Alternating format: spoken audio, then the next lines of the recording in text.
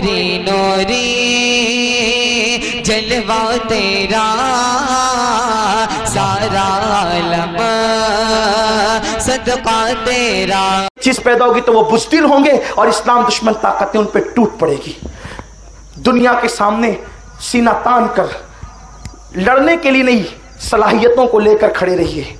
سیاست، تجارت اور تعلیم، ان تینوں بلکہ ہر میدان میں سب کے کندھے سے کندھا ملائیے. جو صلاحیت آپ کے پاس ہے وہ کسی کے پاس نہیں. لیکن اختتام اس پہ کرتا ہوں، آپ کی صلاحیتوں کو زنگ لگ رہا ہے کیونکہ آپ کے بچے اب کتاب کو چھوڑ کر موبائل ہاتھ میں لے چکے ہیں.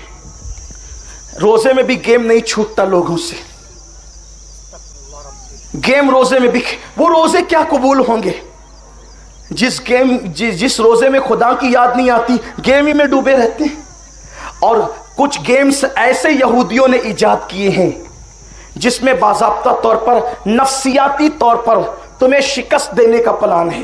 جو تمہارے بچے گیم کھیلتے ہیں وہ نفسیاتی طور پہ خود کو شکست خوردہ یعنی ہارا ہوا تسلیم کرتے ہیں. ابھی رمضان شریف کی آخری عشرے کی بات ہے کہ پب جی کھیلتے ہوئے ایک فرقان نام کا لڑکا مر گیا. 12ویں جماعت کا سب سے بہترین طالب علم مر گیا. ہمیں اپنے بچوں سے پیار نہیں کیوں دیتے ہیں؟ اپنے بچوں کو گیم کھیلنے کی ہم اجازت. آپ اپنے بچوں کو وہ گیمز کھیلنے کی اجازت دیجئے جس سے جسم کی نشو نما ہوتی ہے، جسم جس سے مضبوط ہوتا ہو.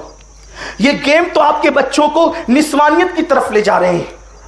وہ آپ کے بچوں کو ذہنی طور پر معاف کر دیتے ہیں، ذہنی طور پہ تھکا دیتے ہیں. اس لیے میری گزارش ہے کہ اپنی صلاحیتوں کا خیال کیجئے، اپنے ٹیلنٹ کا خیال کیجئے، اللہ پہ بھروسہ کیجئے اور مایوس ہوئے بغیر تجارت کے میدان میں ڈٹیے. آج کل تجارت بھی مسلمانوں کی بہت زیادہ ڈھپ ہوتی جا رہی. وجہ یہ ہے کہ تجارت کرنے والے ہی گیم کھیلتے. میرے عزیز نے، میرے بھائی نے مجھے ایک بات کل ہی بتائی. ایک میڈیکل کا تذکرہ کیا کہ بہت چلتا تھا میڈیکل، بھیڑ لگی رہتی تھی.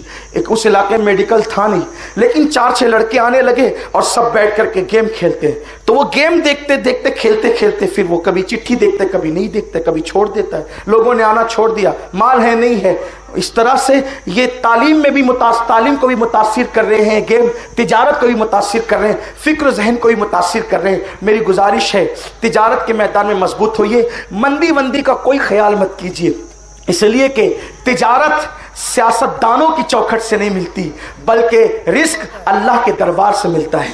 اس کے یہاں کوئی مندی نہیں ہے.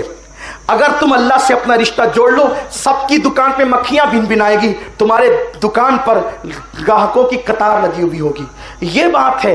میں آپ کو کوئی لطیفہ نہیں کہہ رہا ہوں، کوئی چٹکلا نہیں کہہ رہا ہوں، کوئی سبز و باغ بھی نہیں دکھا رہا ہوں. اللہ کی عزت کی قسم کھا کر کہتا ہوں، اتنے بڑے مجمع میں آج عید کا دن ہے کہ اللہ سے رشتہ جوڑیے. جن لوگوں نے رشتے اللہ سے جوڑے ہیں اللہ تعالیٰ نے ان کو جنگلوں میں روزیاں عطا کی. بس رشتہ جوڑ کر تو دیکھیے. بات ختم کرتے ہوئے